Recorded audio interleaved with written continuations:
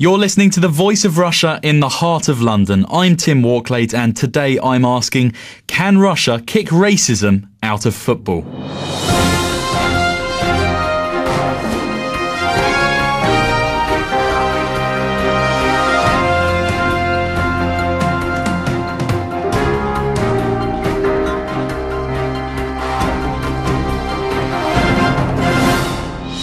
The Russian Football Union has launched a task force to rid racism from the game ahead of the 2018 World Cup, which will be hosted by Russia.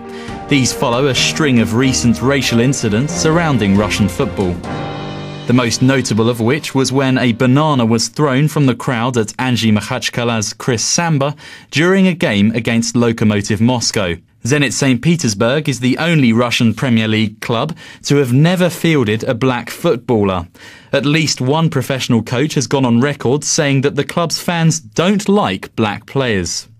But last week, Spartak Moscow Football Club announced that it's creating a programme to tackle racism and anti-semitism in Russian football.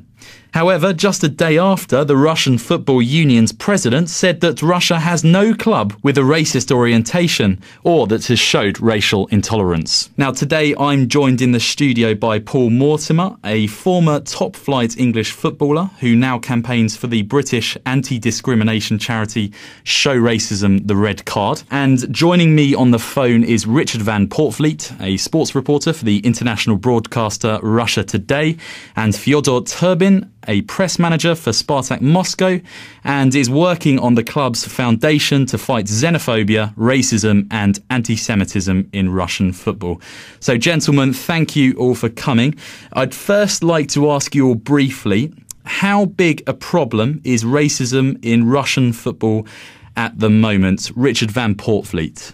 Yeah, Tim, I think it's a big problem, to be honest, a problem which really hasn't been addressed over the last few years. To be honest, I think it's got slightly better, perhaps over the last year or so, but it still remains a huge problem. I mean, we've seen so many incidents recently. Roberto Carlos having two bananas thrown at him last season in games against Krylia Sovietov and Zenit St. Petersburg, and of course the Chris Samba incident not very long ago when his club was playing Lokomotiv Moscow. I spoke to Samba literally about a couple of weeks before that incident happened, and he was very confident that he wouldn't encounter any racism while he was in Russia. But unfortunately, it only took a couple of weeks for the worst to happen to him, really. And it's really up to the authorities. For instance, with the two Roberto Carlos incidents, the police and the stadium authorities have managed to identify those responsible. But unfortunately, there's no code within the Russian system to deal with supporters like this. There's no fines, nothing like which would happen in the UK, where if someone was guilty of racist abuse, they would be fined and might even get a prison sentence, like the guy who wrote on Twitter those dreadful things about Fabrice Muamba.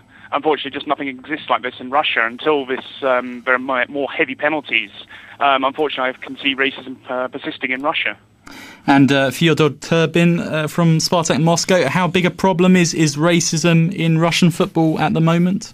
Yes, I quite agree with Richard. It's a big problem, and it's probably recently it has been growing. There's no thing like a law, a special law, to give the racist abusers to a prison sentence or something like that. It's only fines, and as long as that, it's only the fines. I think the system is not working quite properly. The Spartak owner, the vice president of Lukoil oil company, Leonid Fedun, created a foundation to try to drag audience attention to the problem.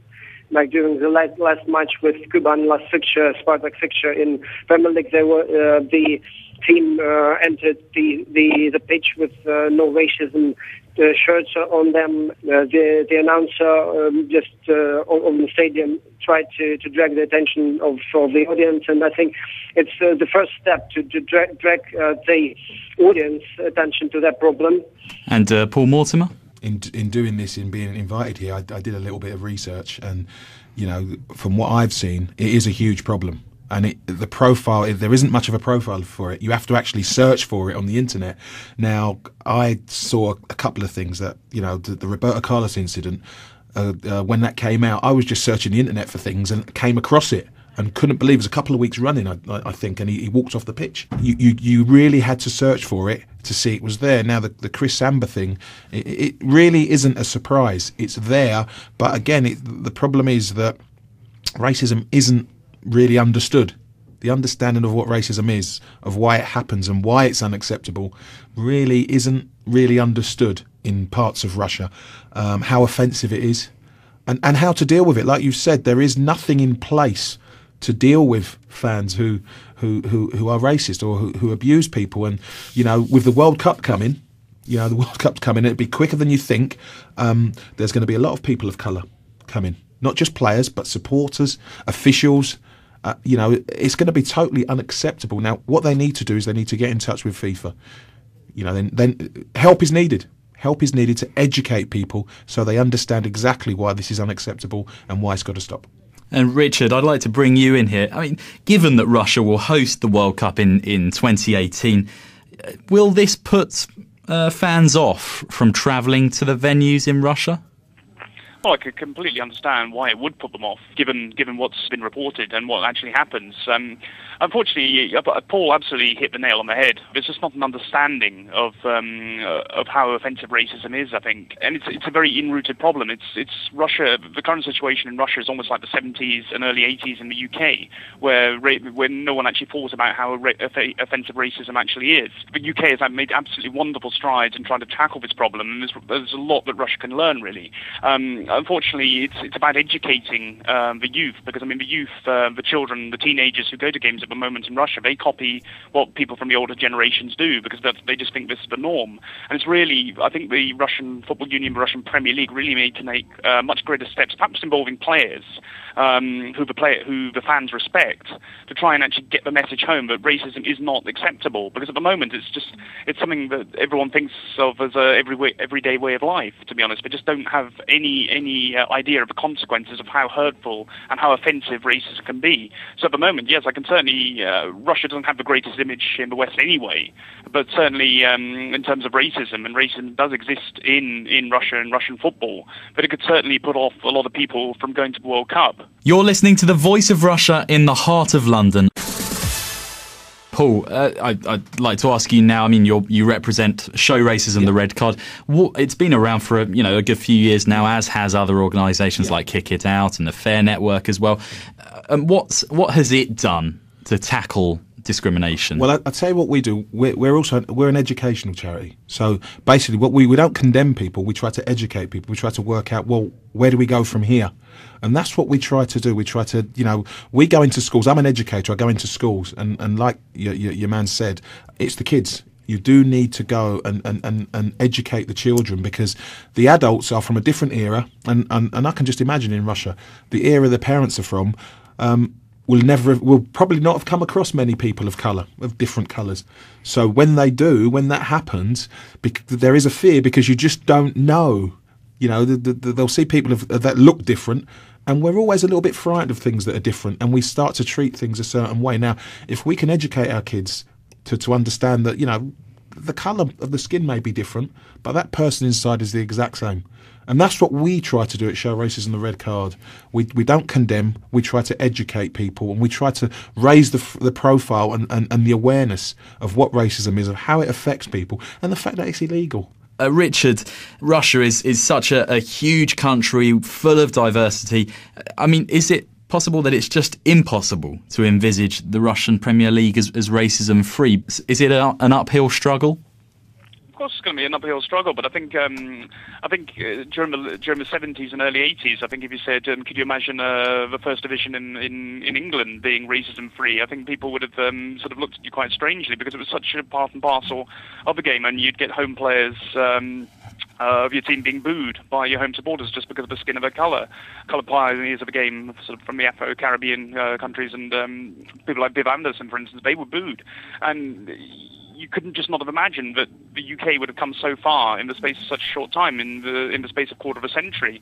Of course, Russia is going to take a very long time, and there needs to be education within Russia to try and teach the youngsters, and even perhaps try and get through to some of the older generation about how racism it is wrong. And in no way am I trying to defend racism, but Russia is a very young country. It's only 20 years old since the breakup of the Soviet Union. For instance, during the Soviet Union, there were a lot of African students, Caribbean students, Asian students who came into Moscow to study at the universities because they offered very high quality and free education, and they were loved by the local population. It was really just since the breakup of the Soviet Union that black people, Caribbean people, Asian people have been victimized, and really that's applied because of the poverty which went on during the 90s. They were a very easy target. People would associate people from ethnic minorities as being involved in drugs and crime, and it's basically they were an easy target. It's trying to re-educate the fact that no, they're not. These are not people who are responsible for this, and it's trying to tackle this problem of racism. And I think it would be a fantastic idea if they could get the likes of, say, top players in Russia like Andrei Arshavin or Roman Pavlyuchenko to go into the schools, to go into sports clubs and just teach the children that racism is wrong, because they're not going to listen to some policeman or counsellor from a football club, but they're going to listen to people who they respect, top football players. Paul Mortimer, you're nodding your head. Yes, I am. Richard is absolutely spot on. He is right. It is a young country, and with a lot to learn and a lot of time to do it. And I agree. The footballers should be used. The top footballers should be used because they are the biggest draw. They are without doubt the biggest draw. And if we could get footballers on board, which is what we do in our country at Show Racism and Red Card, we've got a lot of professional footballers and all the Premiership teams on board. We've been to all the clubs and held events at the clubs, and that draws the local authorities in as well as the players, and the kids get a chance to interact with the players. And the educational message is sent, and from that, that little seed planted, it does grow. It really does, and you have to remember that everyone comes from a community somewhere. So going into the communities also is hugely important. Into youth clubs, into after school clubs, not just into schools. Into anywhere that we can go. And we're only, we're 15. We're into our 16th year, and we're growing every week. But this is what we understand how important this is, and for Russia to grow, and for this to stop in Russia, it does need to start. And it sounds like little steps are being taken to make that happen, which I think it can only be add value. I think especially in the past few weeks, it does really seem like steps are being taken. We're going into kind of second gear maybe, which brings me on to Fedor Turbin from Spartak Moscow. Could you tell me a little bit more about this anti-discrimination foundation that Spartak Moscow has set up in the past week? The foundation probably should. It is the first. It's first foundation of its kind that's found in Russia, and it's only has been found. It's a newborn one because it has been found just a couple of weeks ago. Our aim is to apply to all the people and to probably to show that everybody is alike. And mankind probably had much bigger problems than finding differences and abusing each other. So as long as racism should be kicked out of football, as long as it's getting so much attention during the football matches, because the newspapers write about it, and it means that when the abusers are acting on tribunes, on stands, they're probably reaching their goals. So we should just stand up against it, and the foundation. We have speakers like Emmanuel Imenika. He is a speaker of that foundation. He's a football player from Nigeria, and yes, I think the team is up against any kind of racism. So yeah. Will you be going into schools and educating children in schools? Can you give us I know it's very early days, but can you give us a bit more detail as to exactly what Spartak will be doing to tackle racism and xenophobia on the football pitch? We have a football player, young football player in our academy, whose father from Africa, and he will be the speaker as well. He will be the youth generation of Spartak young football players who thinks himself as a Russian. Just to show his example will show that there's no difference between European guys and people from Africa. And I think, yes, we should be going to the schools, should create some problems. I think we should do this, starting from our academy, probably going to schools. Richard, I'd like to bring you in. What's the reaction in Russia to this foundation that Spartak have set up? Does it mark a turning point? Well, I think it's a fantastic move. To be honest, I haven't really heard too much about it, but I think that's part of a problem, that things like racism aren't really initiatives to tackle racism really aren't being advertised. I'm sure Spartak have done their best to try and advertise it. Like Fedor was saying, how the players walked out in T-shirts before the game with Kuban. But unfortunately, I mean, it receives very little coverage in the press. I think one staggering example for me was with the Chris Samba incident, when he had a banana thrown at him at the look of Mortimer match. The fact that you could hardly read about it anywhere in the Russian press, or it was in very small print, but or in a very small sections dug somewhere in the newspaper. But whereas if you turn on the BBC website, front page on the sports headlines, the fact that Chris Samba's had a banana thrown in, and that's part of the problem in a way in Russia. The fact that the press really aren't taking this seriously. I mean, look at Mativ's, for instance, their stance on that incident was just laughable, really. How they said that no banana was thrown at all. Had they just held their hands up and said, yes, I'm sorry, one of our fans threw this banana, we're working on the problem, we're trying to find the supporter responsible, he will be banned, they would just look so much better. And this is an issue which is really harming Russia's image abroad. I mean, Russians are very proud of the fact that they're Russian, but unfortunately, all these racist incidents are causing the country no end of harm in terms of PR. Because I mean, Russia's getting a really bad image, really, from around the world. Paul Mortimer, is it an issue of getting the press on side as well? Then, yeah, I think the biggest single factor, the biggest leap, is to accept that there's a problem.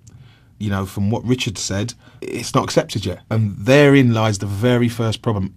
There is an issue, without a doubt. And until the press accept there is an issue and start to raise the profile, it's not going to be dealt with properly, because it is so easy, if you get the press on board, to be able to find avenues to deal with it, because then it's accepted that it is a problem. Now, at the moment, the way it's viewed, and listening to this tells me that, it's there. And in some quarters, it is. There's without a doubt, as Richard was saying on the BBC website, I looked on the BBC website, and it also said that the head of Russian football said that there's no problems with racism with any Russian club. If that's the head of Russian football saying that, every single club will have to adhere to that. It's brave of Spartak Moscow, of course it is, but if the head is saying, well, we haven't really got a problem, then that kind of tells you what you're actually fighting against, and until it's accepted that, let's be honest, these things have happened, they've created an issue, what are we going to do to deal with them?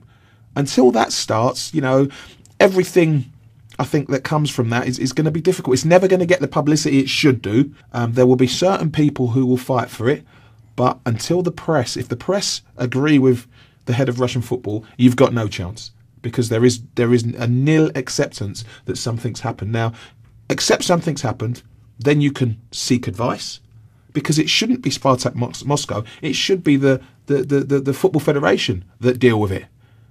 Now, it is a huge contradiction when the head of football says there's no problem, and Spartak Moscow is saying, well, hold on a sec, we see it and we're going to deal with it. And at least one club has had the guts to stand up and say, hold on, there is a problem, and let's hope that all the other clubs stand up and start accepting that there is an issue.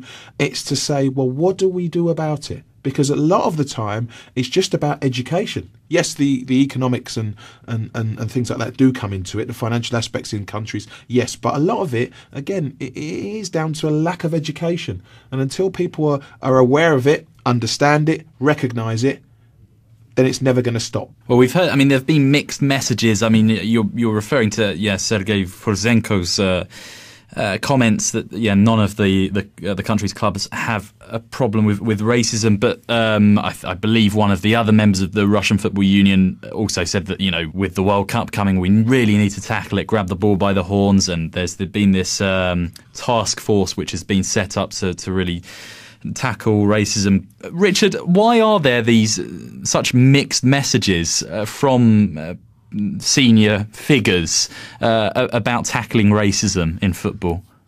I think it's just a lack of understanding of a problem, to be honest. I think there's just, as you say, there's a complete mixed message because people have different understandings of a problem. I think people don't really want to sort of tread on other people's toes to a certain extent, so that's why we're saying there's no problem. But clearly there is a problem. It shouldn't really be up to Spartak Moscow. It should be up to the federation to try and implement something, and starting with stiffer penalties. Who could have thought, say, 25 years ago, that if you, I'm just talking about the student who wrote about the racist tweet against Fabrice Muamba, who could have thought 25 years ago that this person would end up in jail for what he wrote? And I think that is absolutely fantastic because it's a wonderful deterrent. And really, it should be the Russian Football Union and the Russian Premier League should be looking to implement similar legislation to ban people, to give them very, very big fines for any racist chanting or, for instance, throwing bananas. Because that's the only way to get through to the fans, to try and educate them, to try and stop. I mean, a stadium announcer can say 200 times, do not throw bananas or stop racist chanting, but no one's going to listen because people will only learn once they've been hit in the pockets. It sounds very draconian. Russia, in a way, is different. I mean, that's how people will learn. You're listening to the Voice of Russia in the heart of London. I'm Tim Walklate, and today I'm asking, can Russia kick racism out of football? Now, Paul Mortimer, you've had a very, glittering career in football. Did you ever encounter racism as a black footballer in England? Yeah, definitely. I listened to Richard talking about what happened in the 70s. I started playing in the late 80s, and it was rife in the late 80s. I suffered abuse throughout my career. And there's a change in face to it. I mean, when I was a younger player, it wasn't just bananas thrown, by the way. There were coins and batteries and Coke cans and stones and sticks and anything people could get their hands on, they threw. And, the abuse you got was terrible. It really was. And if you can imagine, I know there's been times where I've been the only black player on the pitch. So every time I touch the ball, there would be booing and all of that. And, my teammates didn't really know how to deal with it, and neither did the opposition. Because a bit like what's happening in Russia now, there was no real understanding of how to deal with it, of what to do, because people had never come across it before. But as time went on, and what's happened in England, which is what is going to happen in Russia, if you look at all the players that are going over to Russia at the moment, a lot of the top players are of a colour. So, and that's what happened. What started to happen in England was prominent players were of colour and started to speak out against it. Now, that's what's happening. Chris Ambler's come along and is speaking out against it. Now, that will only raise the profile, which is what you want. And, what happened in England was the one thing people didn't want to be called was a racist. They didn't want to be called that. Have that levelled at them. They didn't want to be called that. So there was two things to do. And the first thing, the most important thing, was to actually accept there's an issue and actually deal with it. Now, that happens. Also, there are people who, think that certain way but keep it quiet, which is not very good. But while this ball rolls forward of dealing with racism in this country, we have a better chance of educating everyone. Now, what hopefully will happen, I mean, the World Cup coming to Russia has done them a huge favour because they have to do something about it. It has to be done because, what you wouldn't want is a team walking off the pitch because of that abuse. And that's coming. Believe it. I believe that will come. A team will say, sorry, until people behave, we're not coming on the pitch, which I think is right. I just do not think that people should be able to abuse people because their skin colour is different. Call them rubbish footballers. As a player, I'm there to be criticised. Not a problem.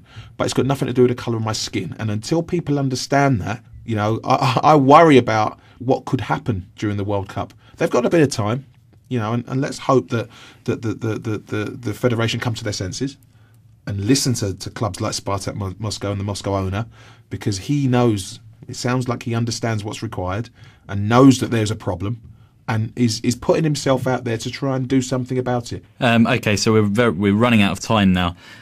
Very briefly, I'd like to ask your final thoughts. You know, what needs to be done to kick racism out of football in Russia? So, Fyodor. The first thing is to drag people's attention to it. That it is offensive and it is a huge problem. Because some people just don't take it too seriously. Every Spartak Moscow will be a home game. There will be activities, anti-racism activities at every Spartak home game involving football players as the speakers and probably education in school. And after that, as the attention, the public attention is drawn and probably some changes in people's minds are made, after that there will be adequate reaction from authorities, from Premier League, from the football union, and the ultimate goal will be changing people's minds that until the World Cup. Yes. Richard, what needs to be done? You need better coverage in the press and the media. You really need to get the clubs and the press involved together to try and promote this. But also, I think if nothing else works, you've got to try and sort of get through to the supporters. But this is really, really damaging Russia's image. Russia, as I said before, I mean, Russians are incredibly proud about their country. They love their country. They're extremely proud about it. But the thing is, I mean, Russia's image is really, really being damaged. Every single story that happens where a racist incident is involved just makes people question more. Why was the World Cup given to Russia in 2018? In a way, I think 2018, the World Cup being given to Russia could act as a catalyst. And really, I really hope that this can be the spark to really try and have a massive drive to get to kick racism out of football in Russia. But unfortunately, at the moment, Russia's image is really, really being damaged. And I think a lot of these supporters who are doing chanting these racist chants and throwing bananas don't actually think about this, how much damage they're doing to the image. Paul?